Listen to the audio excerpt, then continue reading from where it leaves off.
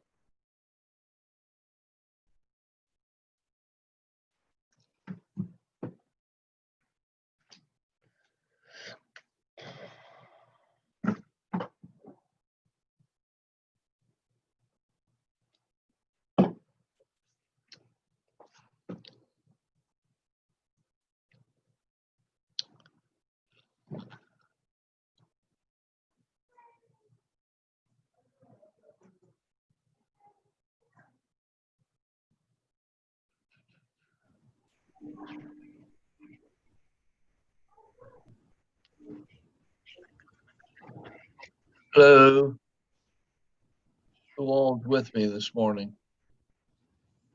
Hey Jay, it's Danielle and I'm here with Wendy. Okay. Hello Jay, it's Monica. Can everybody put on their video just for a second so I can match up names, voices with faces, if you don't mind? And then you can turn it off. That's Monica. Danielle. Wendy. Okay, here we go. Okay, so today is addendums, correct? Yes. And everybody has their paperwork? Yes. Okay. Monica, you have yours? Yes, sir. Okay, great. So if you think of the way I think of addendums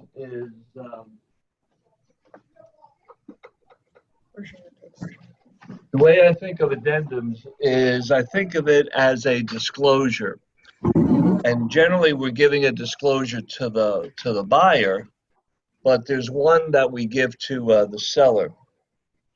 So it's an addendum, so we are adding something to the pre-printed contract. We're adding something to it. If you add an addendum,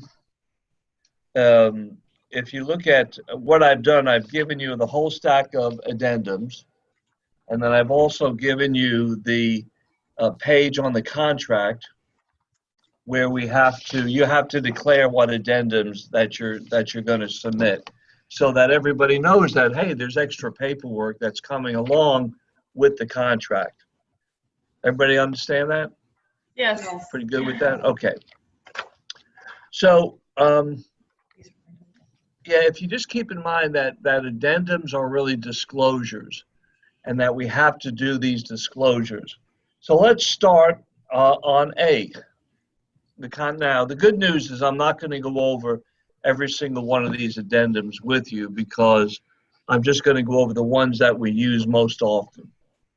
And some of them don't apply anymore because of the contract that we use.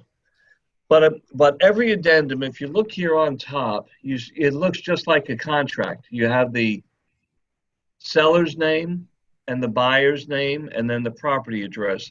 So that needs to match up with your contract, right? We're adding something to the contract. And the top of the page also, there's a space for buyers to initial and a space for sellers to initial. So that's going to be on every single addendum, regardless. Okay, let's look at the condo rider. So the good news here is paragraph 1 and paragraph 2. I don't know of any communities, any condominium communities, where the buyer has to, if you would, qualify to live in the neighborhood. They don't have to present themselves to a board of directors to get approved. So the easy answer on paragraph 1 and paragraph 2 is no. So on paragraph 1, we're going to X the second box is not required. And on paragraph 2, we're going to X the second box does not have the right of first refusal. Pretty straightforward, right? Okay, paragraph 3. So this has to do with disclosing to the buyer that if you purchase in this community, there's going to be some financial implications here, and it's called a condominium fee. Now, condominium fees differ greatly from one community to another.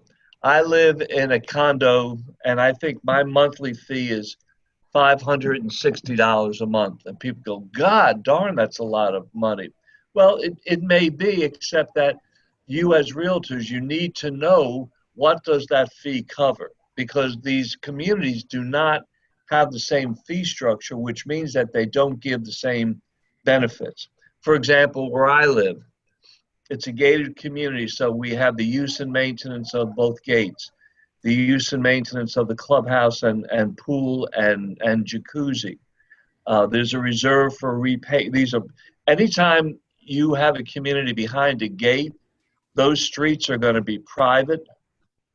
And let me just ask you, how can you tell a publicly maintained street from a private street? Do you know how to look for it? You know what the telltale sign is? A publicly maintained street is going to have a green street sign, or in Hillsborough County, it's going to be blue. A private street is going to be a white street sign. So if you see a white street sign, that's privately maintained. So so there's reserve for repaving, reserve for repainting, reserve for any repairs, all of the common area. That's the landscaping, mowing, edging, weeding, fertilization, spraying. The managers, we have a full-time 24-hour-a-day manager, her salary. Cable TV is included in that. Water is included in that. The insurance on the exterior building is included in that. So there's a bunch of features included in that, that monthly fee.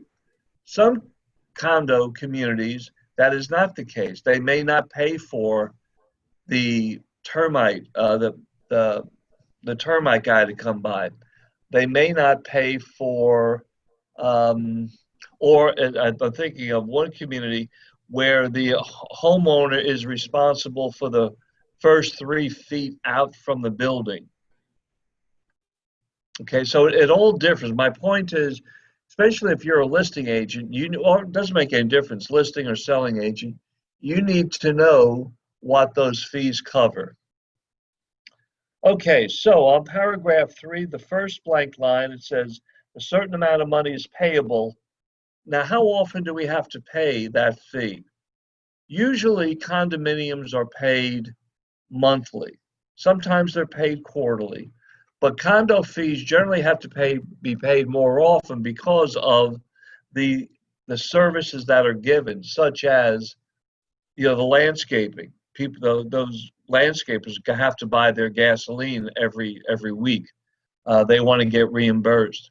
If you have cable TV, that bill has to be paid. If water is included in your fee, that has to be paid every month. Okay, so whatever the payment schedule is, you have to declare it. The second line is for if there's a special assessment. The only special assessment that I know is Casa Loma, and that's been a special assessment held for 20 years. But you have to declare what that, I think it's $150 a month. And then the last item is recreational. Is there a rent on any rec equipment, etc.? And I don't know of any communities that rent their equipment. If they do, then you need to put it down. Any questions on that? It's just really important that you know, that you find out what all is covered by that fee. Okay, next page. Let's look at C.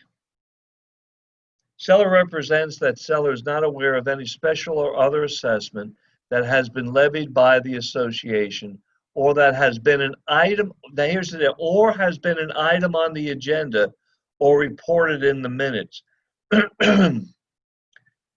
Paragraph C, 1, and D are very similar. Paragraph D says, seller represents that seller is not aware of any pending or anticipated litigation affecting the property. So one is about an assessment, one is about a lawsuit. And the question is there currently a lawsuit, or is there currently an assessment, or, and this is the big thing, or is there going to be an assessment, or is there going to be a lawsuit? In 2003, we sued, we being I live in Stonewater, we sued the developer. But for about 6 months before that, any listings that I took in there, I had to disclose to the possible buyer that a lawsuit may be coming down the pike. I mean, if you think about it, you know, and I had plenty of buyers who did not want to get involved in a lawsuit. So this is a disclosure that either there is a lawsuit in effect, or there is a special assessment, or there may be one coming shortly. It's not in effect, but it may be coming. Any questions on that? Nope. Okay, paragraph 4 really doesn't affect us here. You know, this is a sprinkler system over in Orlando and on both the East and West Coast. There are big high-rise condominiums that have major sprinkler systems. You know, we don't have anything like that here. Paragraph 5, I always X paragraph 5B, the second one. And paragraph 5 goes hand in hand with paragraph 6. Paragraph 6 says that the buyer is entitled, at seller's expense, to current copies of the condo docs specified in paragraph 5. The buyer, you always X that first box. Request a copy of the current copy of all the condominium documents. Now, getting those docs now is not that hard. Like my condominium book, if I could find it, is probably this thick, big black book. Now you get all the condo docs. The manager will just usually will just email it to you as an attachment. Paragraph 7 is when you get the docs, you want to put the date that you received it. You need to get these docs within 3 days upon a request. Paragraph 8 has to do with if there's a community that does not have garage parking. It's not garage parking. It could be covered or open, but it is assigned. That parking space goes with the condominium. It is real estate. So if we're selling unit 406, then parking space 406 goes with that unit, and you would put the number of the parking space here in paragraph 8. Paragraph 9, let me see. We have, who is Cullen? Let me see you, please. Yep, Okay, Cullen, you're pretty new, right? I am, yeah. All right. I'm not going to go over paragraph 9. I don't want to confuse everybody. I know Monica's new. The gals are not all that new. but we use an as-is contract. And I just, we'll do the repairs maybe next month when you have a little bit more experience under your belt. Do you have any questions? Does anybody, and please, you're welcome to ask any question whatsoever. Does anybody have any questions on our first addendum, the condominium addendum? Nope. Okay. Let's go to the next addendum, which is AA, licensee disclosure. So this is if you are buying or selling a property or you're representing a family member, this addendum should be filled out. And it just basically says that you have a personal interest in the property or you're acting as a representative for, and you would name the person. It's really kind of CYA, that this addendum, you're giving notice, it's disclosing. Again, you think of addendums as disclosure, it makes sense. Next one is addendum B, homeowners association. So this is like kind of a modified version of the condo association. You're giving notice to the buyer that if you buy in here, you're going to be subject to some rules and regulations of the HOA, and that it also may cost you some additional money to live here. So the name of the association goes right up here, and then down here in where it says C, you put in what the HOA fee is. Now the HOA fee, usually you don't get near as much as you do in a condominium as far as services. So HOA fees most times are paid either once a year or twice a year. They generally are not paid on a monthly basis like a condo fee. Now, remember I said in the beginning that the top of this addendum is going to be the same for every single addendum? So don't forget now your buyers, because we're working with a buyer, your buyer needs to initial up here, and on this one, they need to sign and date on the bottom.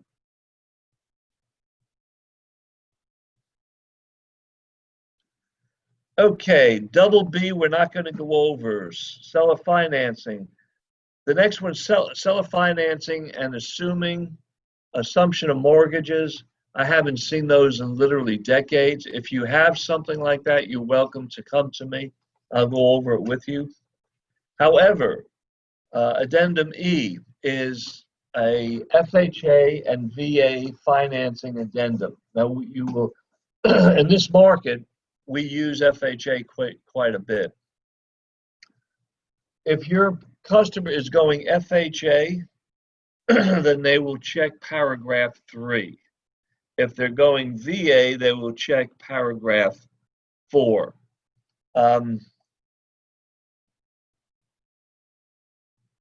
Paragraph 2, and this has to do with inspections also. And I think if you're fine putting in $250 here or $100. Again, it's an as-is contract. So the seller doesn't have to do any repairs. Of course, if the seller doesn't want to do any repairs, the buyer doesn't have to buy it. But so if you want, you can put $100 in there or $200. And then under A, fees and prepayments, let me read that. So it says, purchaser shall pay all loan expenses except for the tax service fee. So the seller is going to pay for the tax service fee. That is called a non-allowable. Don't forget, FHA and VA financing is set up for the buyers. It's to help the buyers and to hell with the sellers, okay? So in this case, FHA, the seller is going to have to pay for that tax service fee. And you can put down $100. It's going to be no more than $100. Now, where the FHA and VA is different, a little bit different, and how it affects the seller is if you turn to the next page, paragraph EA, fees and prepayments. Now, if this buyer is going VA, then it says that the seller shall pay for WDO. Does anybody know what a WDO is? Wood destroying organism. Say again? Wood destroying organism. That's exactly right. It's a termite report. So the seller is going to pay for the termite report and the tax service fee and underwriting and document preparation and the recording fees assigned to the mortgage. So on VA, the seller has to pay for considerably more, and that's a non-allowable. And on VA, the non-allowable could run $1,500 to $2,000. So that's a pretty big disclosure. And the seller may or may not accept that. It's up to them. It's part of the negotiations. Now, our buyers, whoops, I don't know. Our buyers have to initial up top, right? Just like they do on every addendum. But on this addendum, the FHA VA addendum, the buyer has to sign and date, and it says broker, that's you. You have to sign and date. Even though you're not the broker, you're the realtor, you sign and date it also. And then the listing agent will do the same.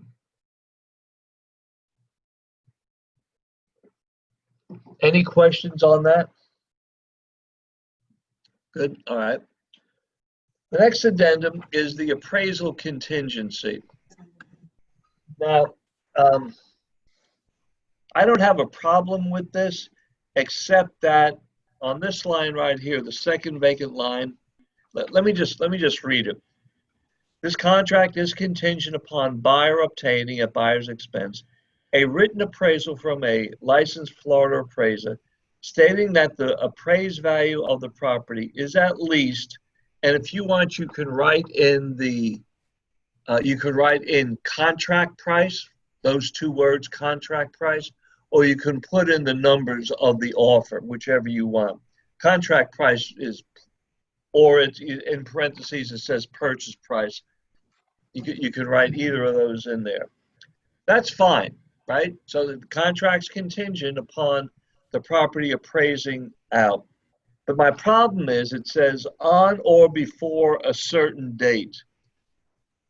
So the problem is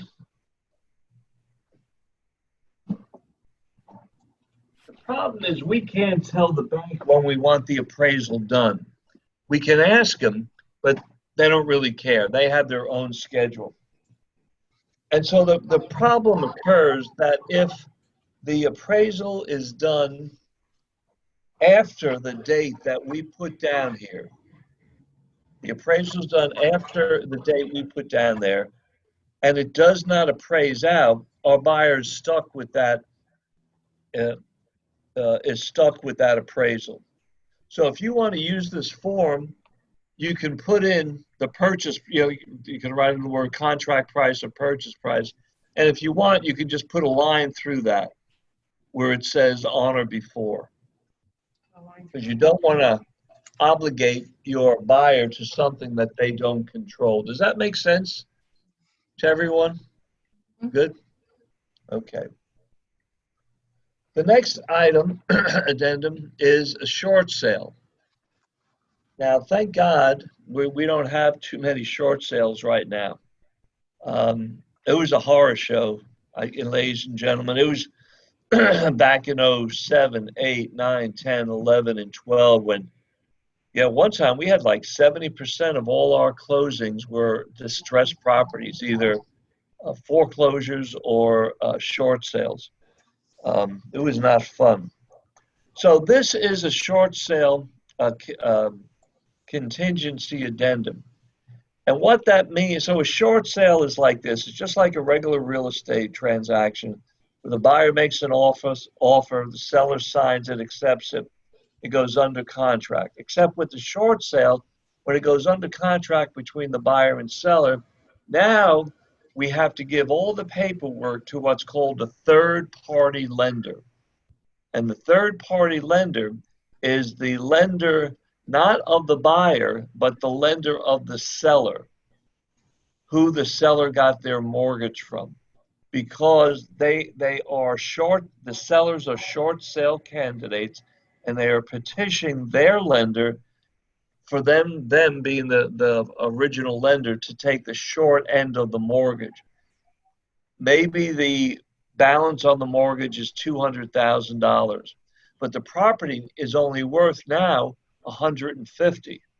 The seller is basically asking the bank to swallow that $50,000 short part of the mortgage.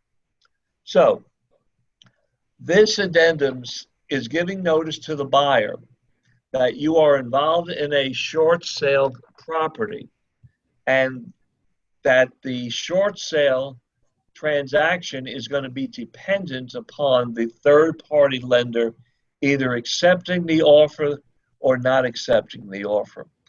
The problem is that in regular real estate, you make an offer and you're going to get an answer within 2-3 days. With a short sale, it could take up to 90 days to get an answer from the seller's lender. And just like in a regular real estate transaction, the answer could be yes, we accept it, or it could be no, we don't accept it, or they make some type of offer in between. They're making a counter offer. Except that now possibly you've wasted 3 months and you may not like their counter offer, or they may just turn you down.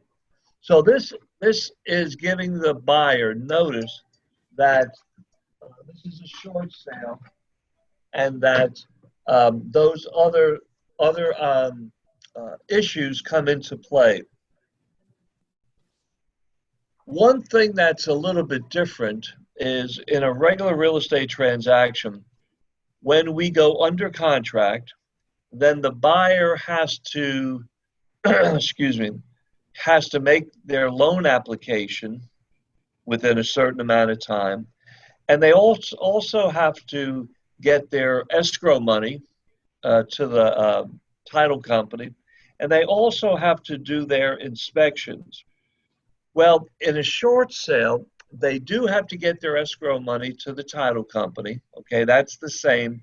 However, making application to the bank is different, and doing their inspections are different. Normally, the buyer is going to make application within a day or two of the loan for the loan after the contract becomes effective. Then they may have 10 or 15 days to have all their inspections done. With a short sale, that clock, if you would, does not start ticking until we get written approval from the third-party lender. So that's the difference. The clock does not start on the financial contingency or the inspection contingency until we get written approval from the third-party lender. Any questions on that? And again, thank God we don't have hardly any right now. Everybody's good? Okay. The next one is H, homeowners insurance. I've actually never used this, but if you have somebody who doesn't want to pay a certain amount of money for homeowners insurance, you may use this, or flood insurance. Because flood insurance is pretty expensive. You can use this. Again, I've never used this addendum. Interest-bearing account, I'm not going to go over. We don't use it. All right, the next one, K, is the as-is addendum. I am not going to go over this addendum. Why am I not going to go over this addendum? Does anybody know? Use an as-is contract? Say again, please. I don't know if I'm right. Because we already use an as-is contract? Exactly. Our whole contract is as is. So we don't need to use an addendum that says the same exact thing. Okay. L, the next addendum, right to inspect and cancel. I'm not going to use that because that's what our contract says. Defective drywall, I'm not going to use that because our contract says that buyer at buyer's sole discretion may terminate the contract for whatever reason. So we don't have to single out defective drywall. Coastal construction, not a big seller here in landlocked Lakeland, you know. Insulation, the same thing, not going to use it. P, lead-based paint disclosure. So this is, or in parentheses under that, you see it says pre-1978 housing. So if your buyer is wanting to buy a house built before 1978, you have to use this addendum. We're kind of getting to the point where I think this addendum is going to be obsolete. You know, 1978 is 42 years ago. Hopefully the house has been painted since 1978. But anyway, until they change the law. So we're working with the buyer. So we go down to this section right here where it says buyer. And what I always initial, not checked, if you notice it says buyer's initial, I'm going to go to E. And then I'm going to go to the first box where it says that the buyer has received a 10-day opportunity to conduct a risk assessment. I'm going to X that box. Then the only other thing that has to be done is over on the right-hand side, the buyers have to sign and date. And then you have to sign and date it also, right below it.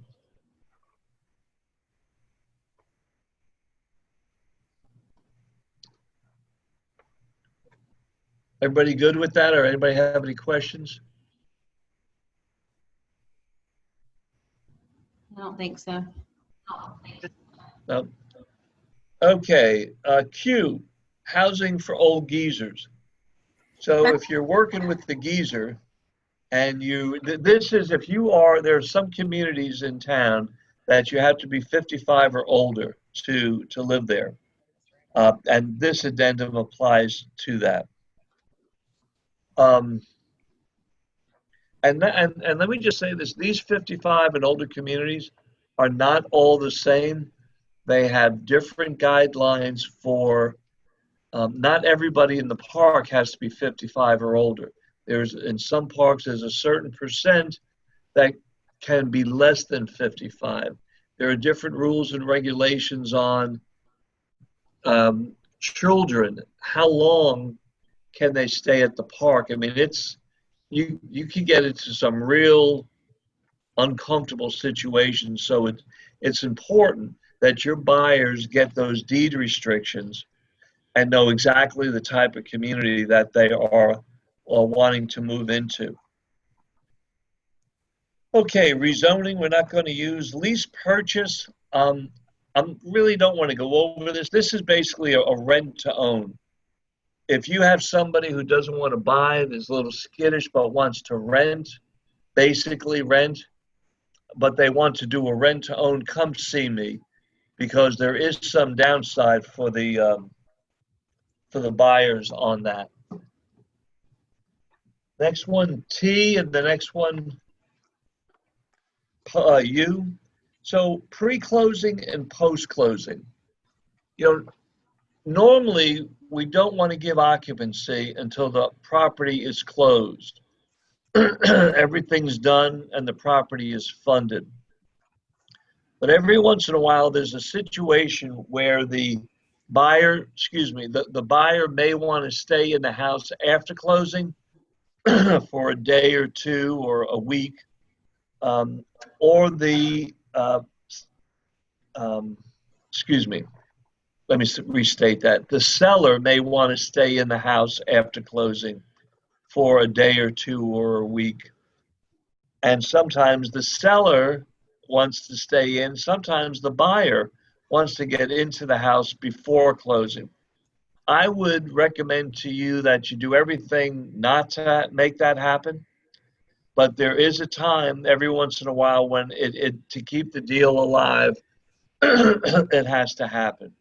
And if it does, you would use this addendum. All right, V is sale of buyer's property, X is a kick-out clause, and W is the backup contract. So V, sale of buyer's property. So occasionally you'll have a buyer who wants to buy this house, but once they have a house that they own, and they either want to sell the house before they move forward with this new house, or they have to sell the house. If that's the case, you would use this addendum. And the addendum says this contract is contingent on the sale and closing of buyer's property located at, so you would put their existing house address there. Upon entering into the contract for sale of the property, buyer shall give seller a copy of such contract with the third party. So this, if the property is under contract, you would give the seller a copy of the buyer's contract with another buyer. It sounds confusing. Basically is this, that the sale is contingent on the buyer selling their house. If they can't sell their house, then the contract is off, okay? So that's okay, except that the seller, if he accepts the contract, then he has to take his house, which is in the active section of MLS, and now put it in the pending section of MLS.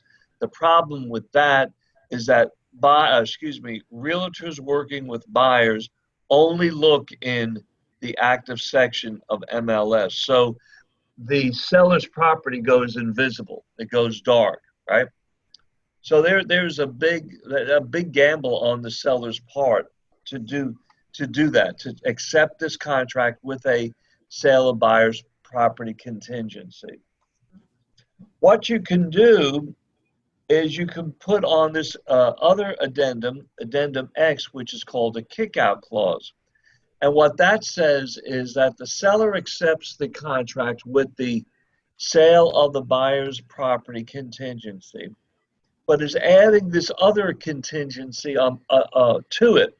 And this other contingency says that the seller can still market the house, can show the house, and can actually get, can actually take another contract on the property. If that happens, then the seller has to give buyer A notice that, hey, I'm under contract with another buyer, and you have 72 hours to either get rid of that buyer's contingency, get rid of the financing contingency, and proceed to closing. And you have to put down additional escrow amount. If you can't do all of those things, that's fine, but then your contract, buyer A, is terminated and buyer B moves into first place. So that's a really good deal, except MLS changed their guidelines several years ago. So now if you have that scenario where you have a buyer and a contract and a contingency upon their sale of their house, and then the seller drops in this kick-out clause, that's great, except that the seller still has to put his house in pending. There used to be a separate department, I forget what it was called, but realtors that were working with buyers used to be able to look in that category, but we don't use that category anymore. So what happens is the seller's house goes dark, right? It goes from active into pending. So it's in theory, it works, but in actuality, it really doesn't. But I mean, I've sold houses like that. I sold a house last year like that, and I sold a house this year. I mean, here's the thing. Sometimes the buyer who's going to use that contingency is already under contract. So it's not like they're starting from scratch. they're under contract and they're supposed to close in 2 weeks. That's a whole different thing. Any questions on that? On either the sale of buyer's property contingency or the kick-out clause? Y'all are smart. I don't think so. We just What? don't, maybe I'm sorry, say that again, please. Did you say something? Yeah. It kind of went in and out. Oh. Do you have a question? No, okay.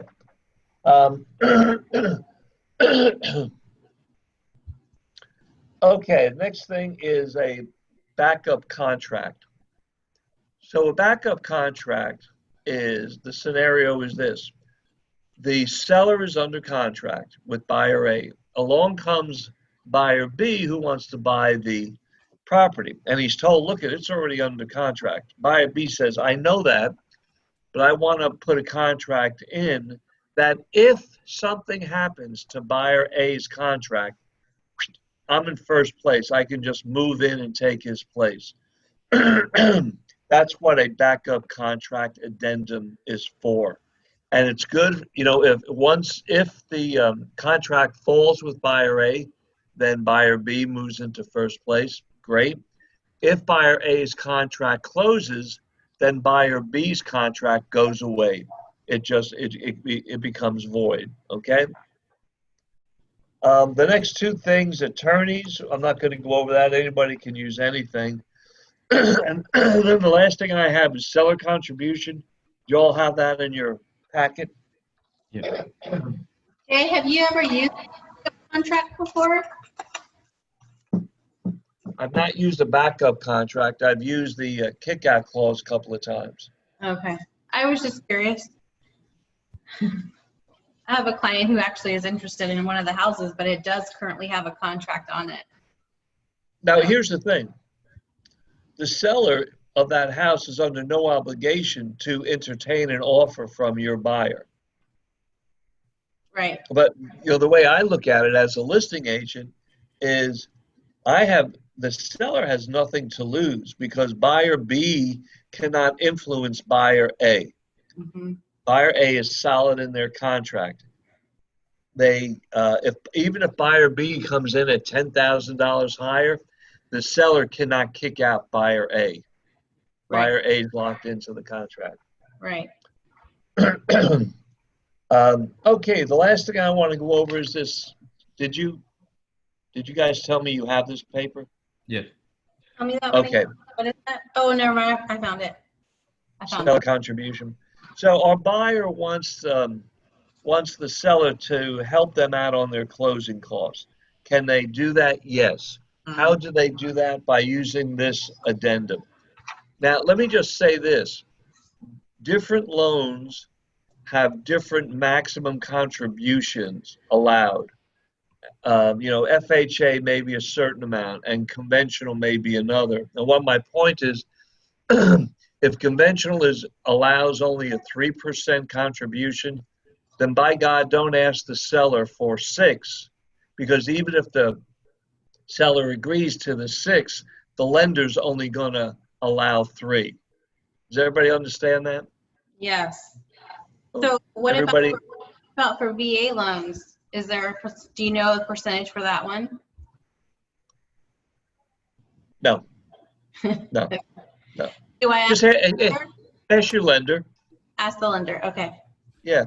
So, when we're writing an offer, you've all been to a class on this. Everybody's heard about a pre-qualification letter, right? Yes. So when you get the pre-qual letter, in your conversation with your buyer, they're probably going to, mention something about seller contribution. You can call up that lender and say, hey, how much can my buyer ask for in buyer closing cost? Yes. Okay. In fact, that's probably a good thing to do all the time. All right. So the top of this page is just like the other ones, where you have the seller's name, the buyer's name, and the property involved. And then it says seller contribution.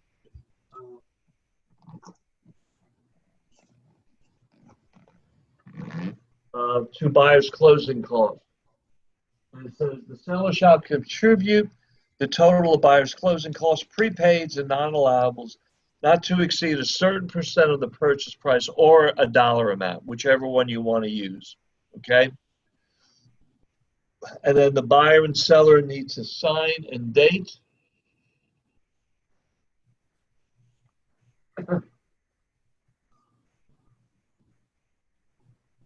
Any questions? Mm-mm. I have a question on the rent to own. You said there was a downside for the buyer. Yeah, so you do a rent to own or a lease option. The option money basically is the escrow money that's put down. And you want to get a little bit more than usual, and you make that non-refundable. So that if the buyer does not adhere to the conditions of the contract, and part of that condition is going to be a closing date. If they do not close on that closing date, they forfeit that escrow money, that option money. So what happens is with the rent to own, if there's financial considerations, I hate to say it, but leopards don't change their spots. Every once in a while, that somebody finds themselves in a undesirable financial situation, and they can work their way out of it. That's one thing. But a lot of times, people are just bad with money today. They're going to be bad with money 6 months, a year from now, and they won't have enough to qualify for a loan. If they can qualify, but they've been in the house for a year, now they know the house's defects, all the bugs in the house, or they find that they really don't like the neighborhood. Or, I mean, we're in a market now where prices are going up. So if they locked in a year ago at a lower price, they're happy. But what happens if the market changes and prices start going down? They might have locked in at a higher price relative to today's market. So anybody who tells me they want to rent to own, I'm just going to say go rent, and don't put that escrow money at risk. Okay. Okay, we have a question. Hey, do me a favor. I'm sorry. What's your two names again? It's been a while since you've been here. Danielle Yeah. and Wendy. Wendy. I'm like a wrestling tag team, isn't it? Wendy and Daniel. Wendy, what's your last name? Wood. Okay. What I'm doing is I'm making sure everybody gets credit for attending the class. So aren't you guys teachers? I am. Okay, yeah. So you understand this, right? Yes. Attendance. Take daily attendance. Yeah. Somebody had a question? Yeah, Wendy's currently working on a VA, and so we just didn't know how much the lady needs to put down and all. I know normally you try to at least get 1% to put down, but she kind of wasn't wanting to put anything down towards escrow. Well, escrow money is also called earnest money. Right. Yes. You need some kind of binder, and Right. that escrow money, that earnest money, is the binder between the seller and the buyer. There's something that attaches everybody to that document, and that there's consequences if the buyer does something to default on the contract. There has to be consequences. Right. If the seller is doing everything they're supposed to do, and the buyer just walks away, that's not fair for the seller. Yeah. So you could just say, I'm sorry, we have a rule that has, how much is the price of the house? $219. $219? Yeah, you could just say, we need at least $2,000. I know. Well, I told her, normally 1%, but 1,000 might suffice. And she was like, oh, well, think I have that to offer. And I was like, well, if you don't Okay. have that to offer, how are you going to pay for the appraisal, the survey, the inspection? So let me ask you this question. Do you have her pre-qualification letter in hand? I have a pre-approval letter, Yeah, which that's what I mean. I mean a little bit more than the pre-qual because To they've me, they're all the same. Oh, It's the same thing, and some of them are not worth the paper that they're written on, depending on what lender gives it to you. Who is it from? What lender? USSA. Oh, okay. Well, that's basically all they do is VA stuff. Yeah, I would get some money from her though. You need to have. I mean, you need to tell her $1,000. Yeah, I Does she did. not have it? I'm sorry?